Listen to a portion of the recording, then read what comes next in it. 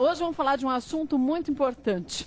Você sabe que muitos homens ainda têm um preconceito danado com a prevenção do câncer de próstata. Vem-se aquela história da masculinidade do homem, com uma grande bobagem. A gente tem que falar em saúde. E falar em saúde é falar sempre em prevenção. Dr. Paulo Egídio, que é urologista e andrologista, está com a gente. Bem-vindo mais uma vez, viu? Kátia, é um prazer. E quando a gente fala em prevenção, a gente tem que falar não só do câncer de próstata, mas outros problemas que o homem pode ter também na próstata, né, doutor? Então, Kátia, a próstata é um órgão-alvo para o homem. Por quê? Porque ela é sede de vários problemas a partir de uma certa idade, geralmente a partir dos 40 anos. Agora, a gente tem que colocar na cabeça dos homens, e as mulheres participam muito disso, para explicar que o homem também deveria considerar uma avaliação, às vezes, periódica, no início, mesmo quando jovem. Antes dos 40 anos? Antes dos 40, por que não? Mas é claro, uma vez que você vai ao médico e você sabe que tamanho de próstata que você tem antes dos 40 anos, que localidade, porque embora as pessoas não imaginam, muitas vezes, num homem, você pode ter a próstata um pouco maior por característica, ou um pouco localizada mais para a direita, mais para a esquerda, e as pessoas quando não fazem um exame com anos de antecedência, não tem como comparar depois. Exatamente. Não é os resultados. Então, para exemplificar, em termos da glândula, a próstata é uma glândula que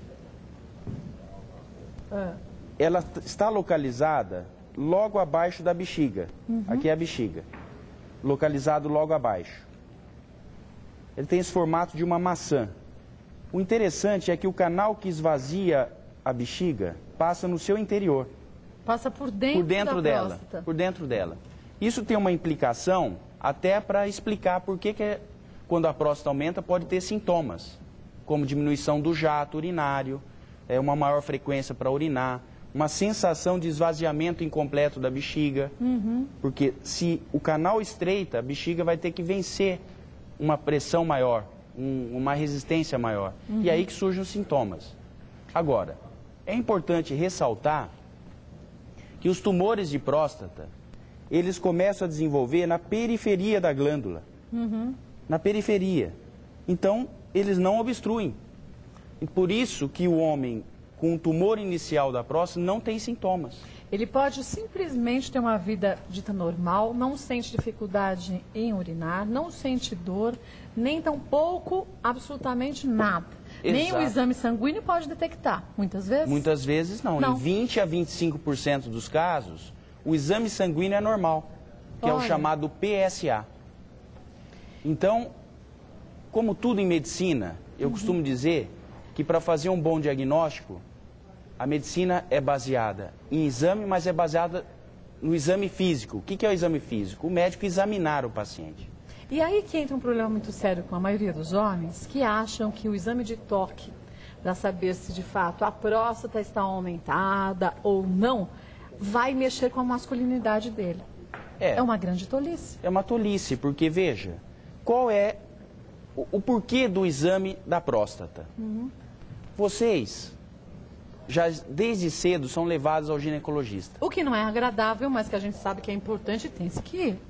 Não é verdade? São conscientizados da importância, é lógico. E ao médico não é agradável. A gente vai por um motivo preventivo ou tratar algum problema.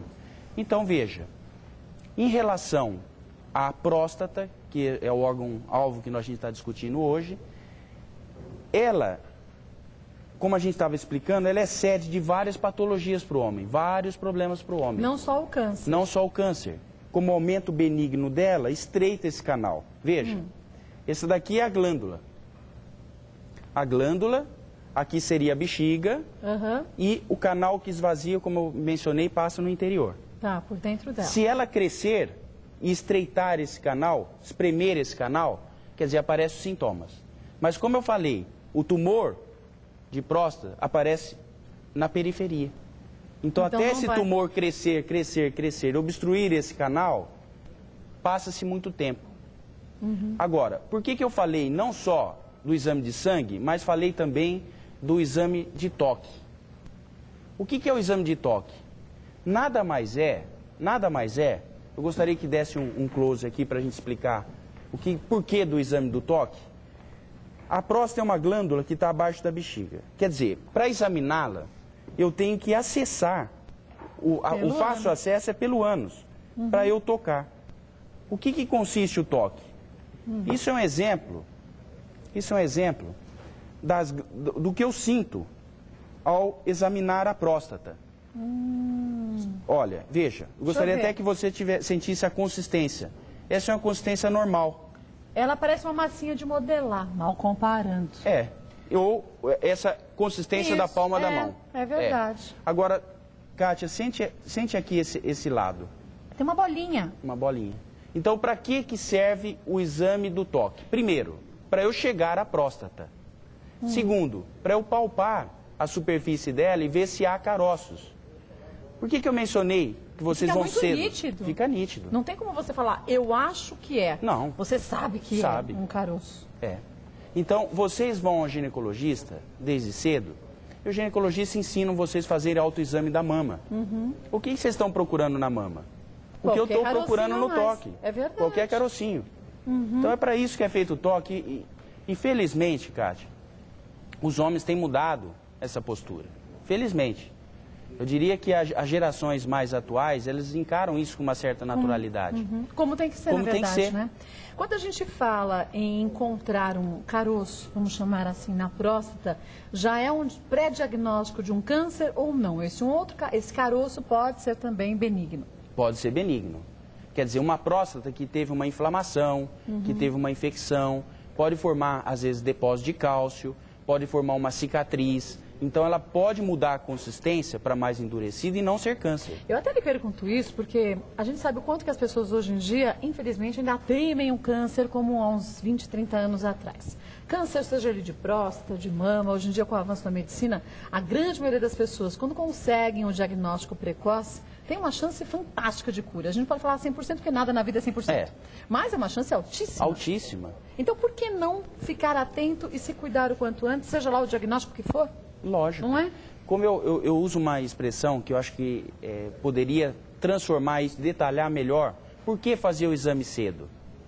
O câncer de próstata, ele surge de uma célula que começa a se multiplicar desordenadamente. Nosso corpo toda hora está se refazendo. A nossa pele, a cada 28 dias, troca. Então, as células da próstata, como qualquer outra célula do corpo, elas se renovam. E se essas células, ao se renovarem, elas se transformam numa célula maligna, num câncer, ela se multiplica mais rapidamente e começa o câncer microscópico.